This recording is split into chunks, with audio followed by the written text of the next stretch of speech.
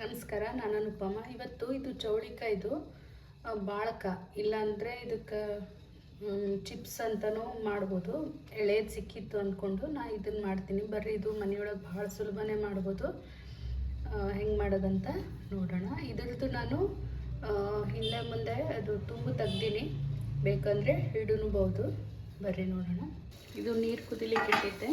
ಈಗ ಇದು ನೀರು ಕುದಿದು ಇವಾಗ ಗ್ಯಾಸ್ ಸಣ್ಣ ಮಾಡಿಕೊಂಡು ಇದು ಚೌಳಿಕಾಯಿನ ಇದ್ರೊಳಗೆ ಹಾಕೋಣ.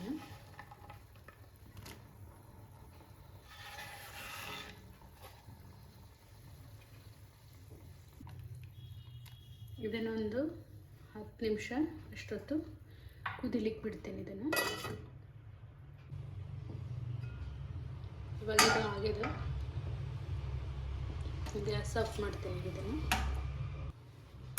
ಈಗ ಇದನ್ನು ತಕ್ಕೊಳ್ತೀನಿ, ನೀರೆಲ್ಲ ಇರಬಾರ್ದು.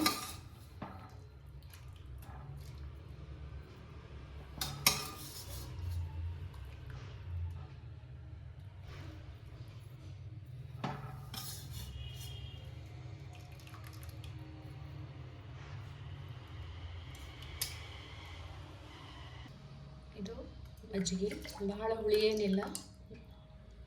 1 ಕಪ್ಪಷ್ಟು ಮಜ್ಜಿಗೆ ತೊಗೊಂಡಿನಿ. ಸ್ವಲ್ಪ ಉಪ್ಪು, ಹಿಂಗು, ಇದನ್ನೊಂದ್ಸರಿ ಮಿಕ್ಸ್ ಮಾಡ್ಕೊತೀನಿ. ಇದು ಚೌಳಿಕಾಯಿನ ಇದ್ರೊಳಗೆ ಹಾಕ್ಕೊತೀನಿ.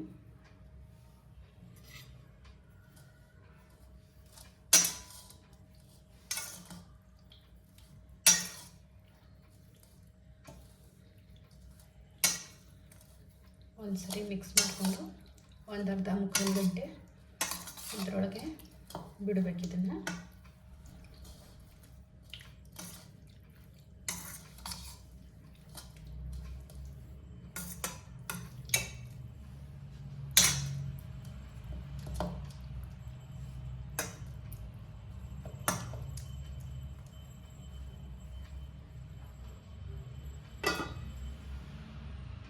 ಇವಾಗಿದು ಅರ್ಧ ತಾಸು ಆಗ್ಯದ. ಇದನ್ನು ಇವಾಗ ಒಂದು ಪ್ಲೇಟಿಗೆ ತಕ್ಕೊಂಡು ಬಿಸಿಲಲ್ಲಿ ಒಣಗಿಸ್ತೀನಿ.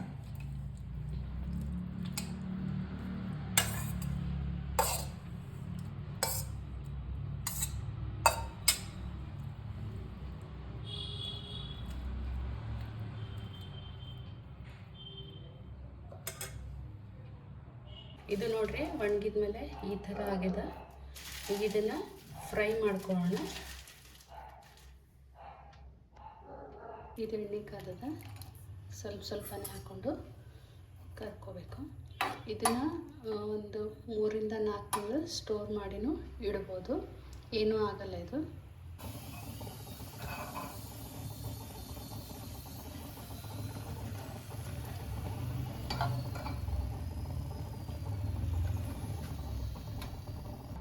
ಇವಾಗ ಸ್ವಲ್ಪ ಉಪ್ಪು,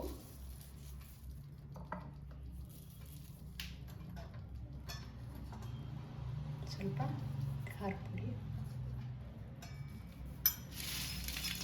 ನೋಡಿದ್ರಲ್ಲ ಎಷ್ಟು ಸುಲಭವಾಗಿ ಮಾಡ್ಬೋದು.